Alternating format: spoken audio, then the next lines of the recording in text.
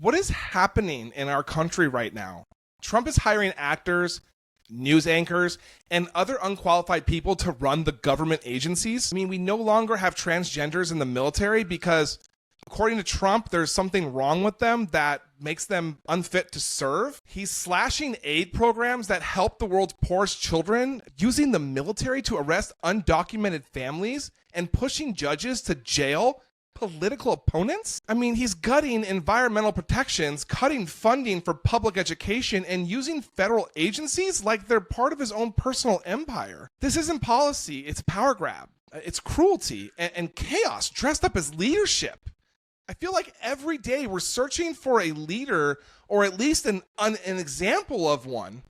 And you know what? I found one. You're not going to believe the contrast in this leadership we're about to show you. It's truly embarrassing for Trump. But first, here is what happened in America in the last 48 hours. When this happened, the man you see there being arrested wearing a brown coat and a hat, that is Mayor Ross Baraka. Witnesses say that the mayor was arrested after he tried to join a tour of the facility with 3 Democratic members of New Jersey's congressional delegation today. It's an unlawful arrest of the Newark mayor, Ross Baraka, and he's a Democratic candidate for New Jersey governor. And now Trump's DHS is weighing charges against the Democratic members of Congress who stood beside him. Said here today and in your statement that they stormed the gate and broke into the detention center, according to the statement. Was anybody else arrested other than the mayor of Newark? There were multiple people arrested. And Victor, I think that we should let viewers know there will likely be more arrests coming. We actually have body camera footage of some of these members of Congress assaulting our ICE enforcement officers, including body slamming a female ICE officer. So we will be showing that to viewers very shortly. You say a video of members of Congress body slamming ICE That's correct. officials? That's correct, sir. It's disgusting. Okay, and so if you have that video, are you suggesting that members of Congress will be arrested who were there yesterday? This is an ongoing investigation, and that is definitely on the table. And let's be clear, this isn't law enforcement. This is political warfare. This is a warning shot to anyone who gets in Trump's way. We are living in a country where political dissent is being met with force. A country where peaceful protest isn't protected, it's punished. And the silence from Trump's allies in Congress, it's deafening. This isn't just Trump being Trump. This is something so much darker. And it's a part of a pattern.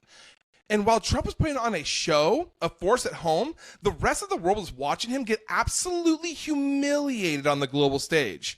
While Trump was weaponizing federal agencies for political theater, one world leader was showing the exact opposite kind of power.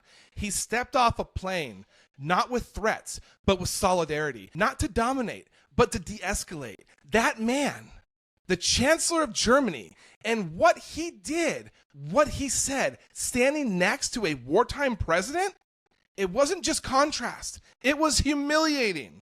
While Trump was arresting U.S. mayors, the Chancellor of Germany stood next to Zelensky and showed the world what statesmanship actually looks like. Let me show you what the adult in the room actually looks like. That is Friedrich Merz, Chancellor of Germany. And while Trump was arresting mayors and threatening Congress, Merz was in Kyiv, offering support, strategy, and stability.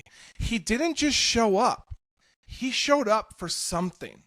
He stood shoulder to shoulder with President Zelensky during a war. He pledged support, not just with words, but with his strategic vision. It's the difference between talking the talk and walking the walk.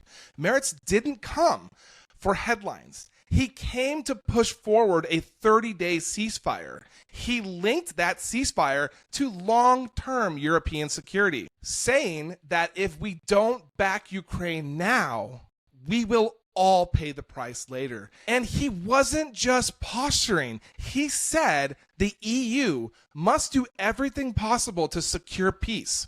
This wasn't abstract. It was strategic. Compare that to Trump's latest Truth Social rant. One man is working on peace agreements. The other is busy ragging at late-night TV hosts and threatening elected officials. As Merritt's calmly led global diplomacy, Trump's rage posting and melting down, making America look small in the process, by the way. And it gets worse than that. Merritt publicly rebuked the U.S. officials for interfering in Germany's internal politics. After Trump's allies defended the AfD, a far-right extremist party, that party's currently under investigation. He told Trump's team to stay out of Germany's democracy.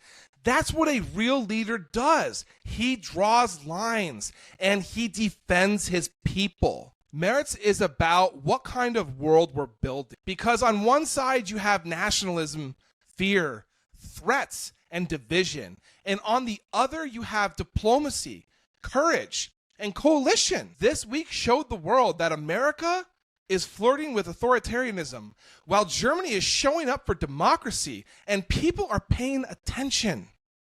U.S. allies are watching what Trump is doing. So what's Trump's move? Distract, divide, dominate. He doesn't solve problems, he manufactures enemies. He doesn't build alliances, he breaks them. He wants you to fear your neighbor, to distrust your elected officials, to believe that democracy is a weakness. It's not. Everybody, real strength is standing next to a nation under attack and saying, we're here for you. Real strength is keeping your word. Real strength is leading with love, not with fear. Real strength is choosing peace when war would be easy. That's what Frederick Merz is about. As always, it was my absolute pleasure to bring you a piece of the news today. You guys can find me here 24/7. Come give me a follow, send me a message, and I'll see you on the next video.